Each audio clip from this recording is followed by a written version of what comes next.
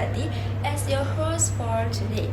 So today we are going to talk about from petrol to a plug, where we talk about how electric vehicles or EV cars are transforming Malaysia's into auto industry. So before we start, let us introduce yourself. Hi everyone, so I am Yasmin Danisha. And my name is Aisyah Nur Kristina. My name is Nur Adlina Batusha. And finally, my name is Aifa Damia. Okay, so moving on to our topic for today. What do you guys think about EV cars? So now, when we talk about EV cars, they usually focus on cars themselves, like how fast they are, how they save fuel, or how futuristic they look. But today, we want to explore something deeper. So this isn't just about a car, but it is about digital transformations, innovation, business strategy, and how Malaysia is adapting to a whole new technological era. Okay, so we go. So what do you think about EV cars? Okay, so when we hear about the term of digital transformation, most people think about AI, smartphone, and online shopping. But actually, the automotive industry is also experiencing a huge transformation, especially with EV cars. Malaysia is slowly moving from traditional petrol-powered vehicles toward electric mobility, and honestly, it's changing the entire industry. Even local automotive brands like Proton and Produa are starting to step into the EV market. That's a huge sign that Malaysia is serious about adapting to future technology. Exactly. And I think the younger generation really supports this change. Nowadays, people care more about sustainability and environmental issues. And young consumer don't just want a car that looks good, but they also want something modern, smart, and also eco-friendly too. So I think EV cars represent innovation. They are quiet, high technology, and connected with digital systems. So naturally, younger Malaysians are more attracted to them. So next, what's really interesting about how EVs are forcing companies to completely rethink their strategies. Before this, automotive companies mainly focused on improving fuel engines, but now the focus has shifted toward battery technology, charging systems, software integration, and even smart connectivity. So basically, cars are becoming more like computers on wheels. And honestly, companies that fail to adapt this technology might fail behind very quickly. In business, technology can become a competitive advantage. Companies that invest early in EV innovation can attract more customers and stay relevant in the market. So if the car companies stay traditional with sticking to using petrol, they may struggle to compete globally. So they need to push for greener transportation. Okay, that's true. Consumers today are also more informed. People compare brands based on technology, sustainability, and even digital feature. So it's no longer just about horsepower or design anymore. So next is Malaysia's strategy toward EV transformation.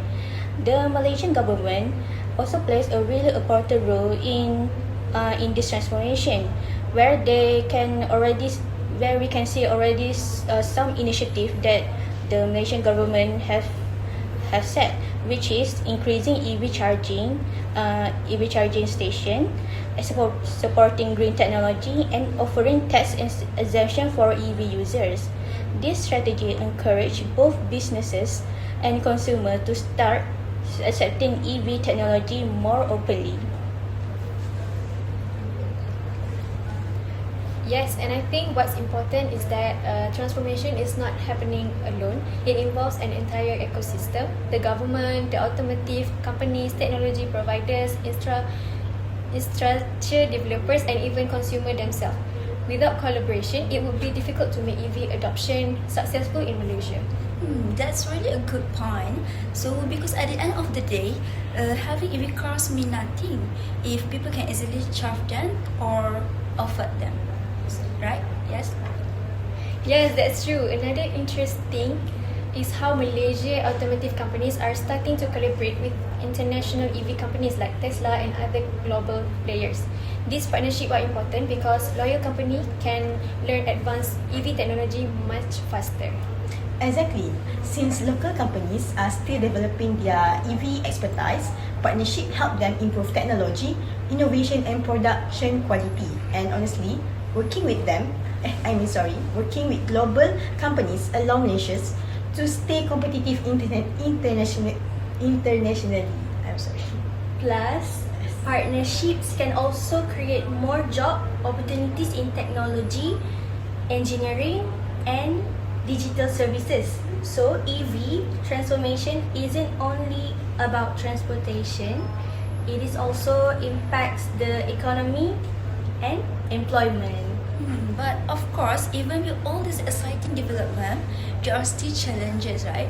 So one of major issues is the high cost of EV cars. Not everyone can afford them yet. And another challenge is limited charging infrastructure. In some areas, charging stations are still difficult to find. I agree because Malaysia still need times to fully embrace these changes because many people are still comfortable using petrol, and honestly, change can feel uncomfortable at first. But when we look at other countries in West and Asia, EV adoption is growing rapidly. So eventually, Malaysia also need to adapt in order to stay competitive globally.